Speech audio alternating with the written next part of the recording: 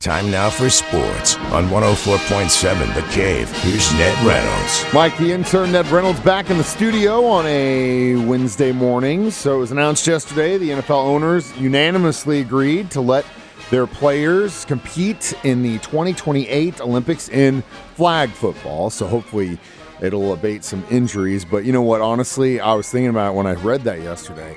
It wouldn't matter if it was pro guys. We have D1 guys from Alabama and Crimson and Georgia stacking up against the rest of the world. They'd still shut them out. The men have wanted to play in the Olympics for so long. They have great sprinters in that league, the wide receivers. I wouldn't be at all surprised if eventually in the Olympic Games they allow them to be in the sprints as well, although you've got to go through the qualifying to do that, and that takes time. Anyway, the flag football is being introduced in 2028 in Los Angeles, and the NFL players will be allowed to play it.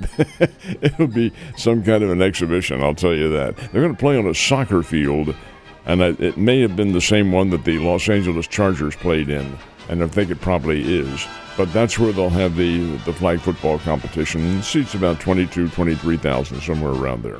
Makes a lot of sense, especially since it's in Los Angeles, that they allow it. It'd be an interesting situation if it was somewhere else. But also, it'd be interesting to see who signs up for it, too, and who's going to be willing to play for their country. I mean, you could have the best of the best, or you could have guys that are getting $50 million a year saying, it's not worth the risk of injury, guy. The injuries you're going to get are probably going to be hamstrings and things like that, maybe a pulled quad or something along those lines, but I don't think that enters their head, Mike. I think what they want is the personal competition in training camp, and oftentimes you'll see this during the season, or actually more during the off season, but I'm just using Tyreek Hill as an example. He'll get into a verbal spat with somebody else, and they'll run. They'll have a chance to do that. Well, now they have a chance for a gold medal doing that. That'll be pretty fun. Fun. Oh, for sure. And I agree, for sure. But, there's like a clause in Patrick Mahomes' contract, for example, though, that says that he cannot play basketball,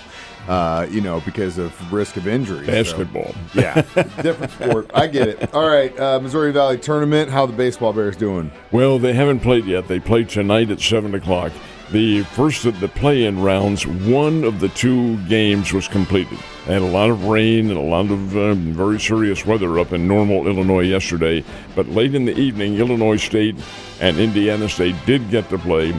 Illinois State won on a 10-run rule, beat Indiana State 14-6. So Illinois State graduates into the round of double elimination. The Bradley-Belmont game, that was the second game, was postponed. They'll play that at 9 o'clock this morning. So the play-in round hasn't really been decided yet, but it will be later this morning, and the Bears will find out their opponent. Bears play tonight at 7 o'clock. Didn't get a lot of press, but there is a NASCAR Hall of Fame, and they just announced who's getting into it. The NASCAR Hall of Fame will have its ceremony in January. That's January of 2026. But the newest members, and there are three of them, named yesterday. Kurt Busch, one of the veterans of NASCAR's Cup circuit, and he's been on that for a number of years.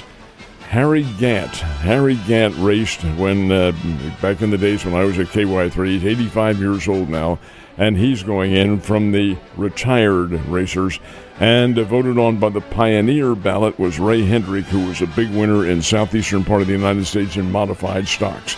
So those three go into the Racing Hall of Fame, and that'll be on January 23rd in Charlotte. St. Louis Cardinals currently in a series with arguably one of the best teams in baseball, at least definitely the best team in the Kansas City Royals division, the Detroit Tigers. Did they get 2 wins against them? No, the Cardinals fell last night 5-4 to Detroit. The Cardinals were up against the American League Cy Young Award winner Tariq Skubal of Detroit, who's really good.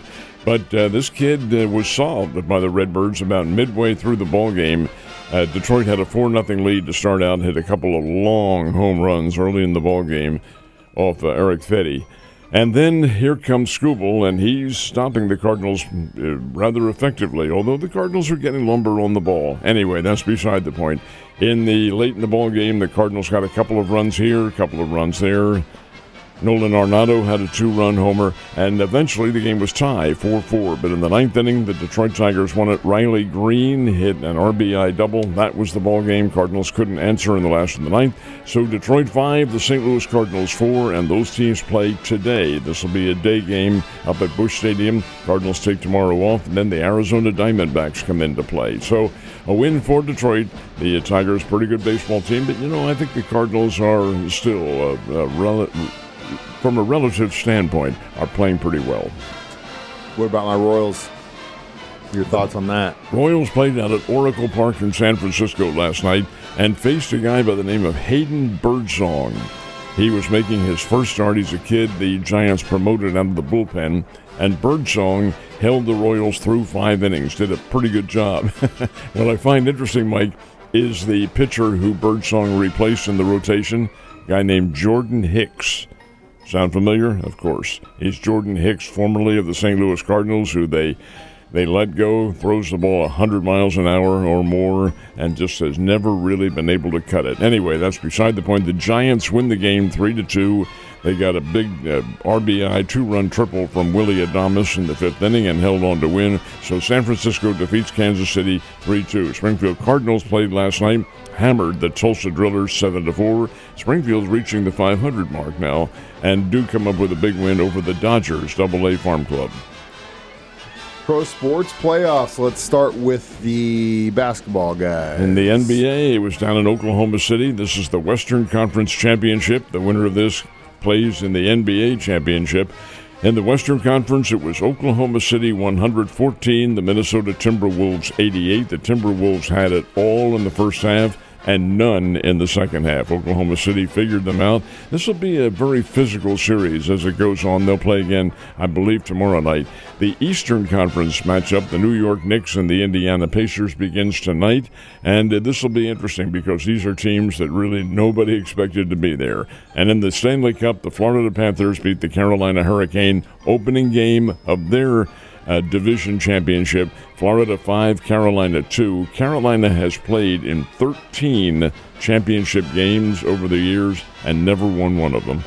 And that's the championship of their conference. They've never been there. And the continued loss last night, 13 straight over the years. Man.